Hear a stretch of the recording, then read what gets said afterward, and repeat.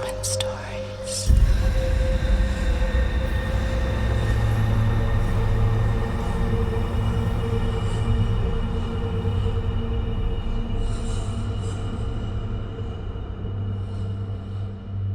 Los Angeles may be known as the city of angels, but it could just as easily be called the city of ghosts.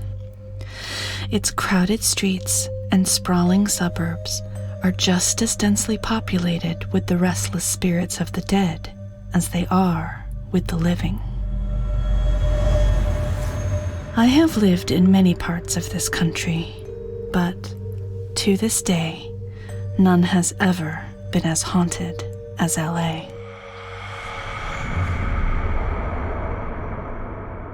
We moved to Northern California first after leaving Connecticut. My brother, who was in college, didn't come with us. San Jose was particularly uneventful.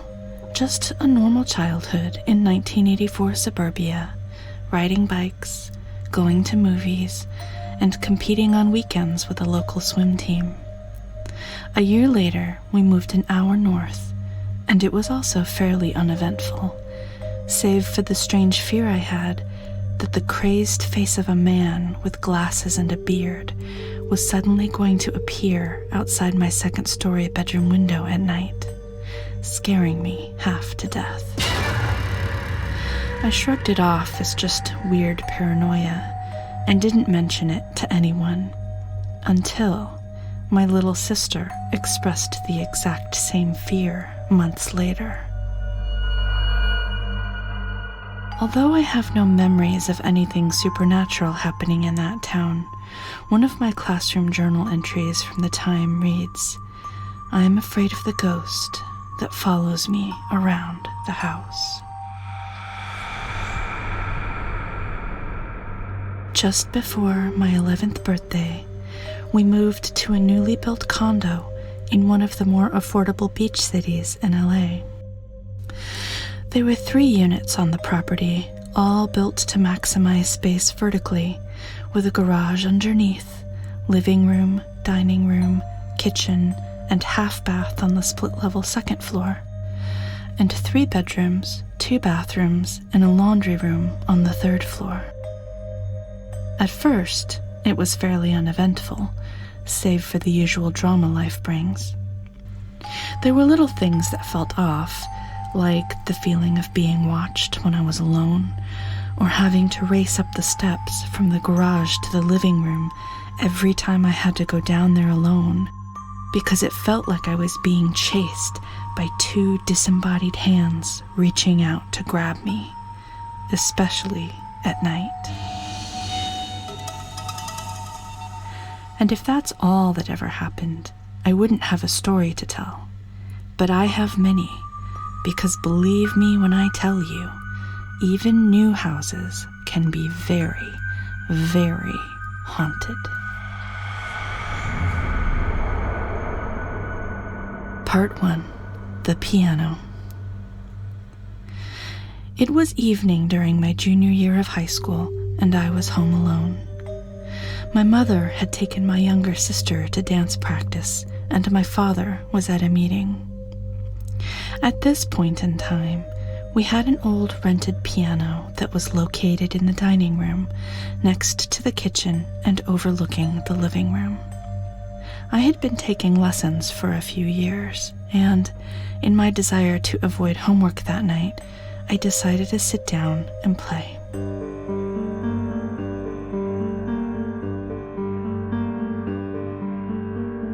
For some reason, this room always felt uncomfortable. It had always felt like something terrible was going to happen in there. The closer I got to the back wall, the more uncomfortable I felt, and this piano was pushed all the way up against that wall under the window.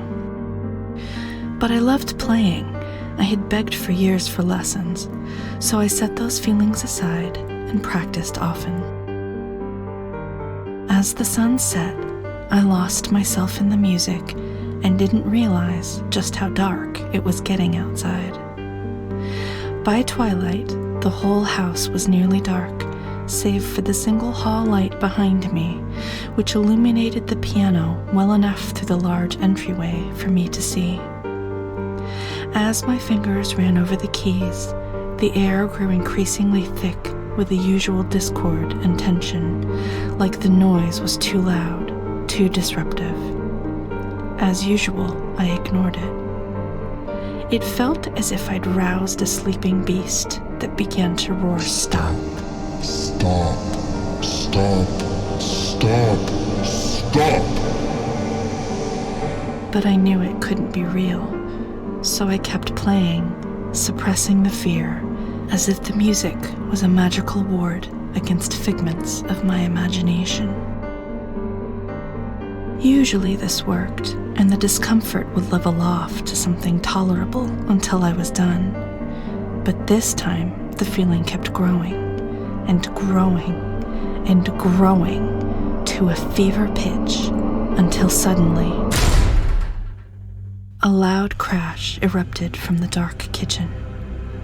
I immediately stopped playing and turned around, just in time to see our 2 fat male cats tear out of there faster than I'd ever seen them run before, as if their very lives depended on it. My first thought was that my mother must have borrowed one of those long, heavy folding tables from church for her crafts again, had left it leaning up against a chair, and the cats, being too curious for their own good, had knocked it over. My mother always kept collections of random papers and documents in the kitchen, and I imagined a mess of them scattered everywhere in the wake of the cat's exit. But before I could get up to investigate, I realized I wasn't alone. There in front of me, about 15 feet away, standing in the hallway at the foot of the stairs in front of the bathroom door, was a man. He was staring at me, and he was livid. He was young, in his early 20s, with shoulder-length blonde wavy hair, wearing a white tank top and faded stonewashed jeans. His hands were balled into fists at his sides, and his head was tilted forward slightly as he stared at me with icy blue eyes of rage.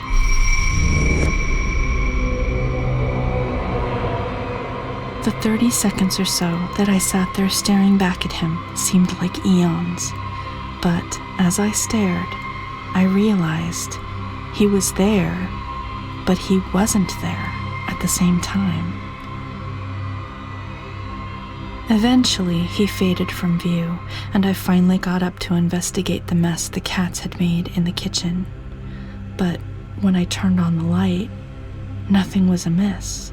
No fallen table, no mess of papers. Everything was as it had been before, untouched and undisturbed. So, what had crashed? It wasn't the neighbors. Miraculously, sound was isolated so well between units that we never heard them. Our center unit may as well have been on a deserted island for all the quiet it brought. I thought maybe a bird had flown into the large glass patio door again, but there was no stunned bird on the ground outside. As I looked around and failed to find a source of the noise, I eventually realized it had sounded like someone had kicked the dishwasher very hard. I had no explanation for this. I had no explanation for any of it, but I decided that perhaps homework wasn't such a bad option after all, and after turning on the lights in every room, headed upstairs. Not long after, we traded that piano in for a different model at the rental store, and when the new one arrived, I asked that it be put in the living room. I never had a problem playing the piano ever again. I also never saw that man again. The ghost encounters, however, were just getting started.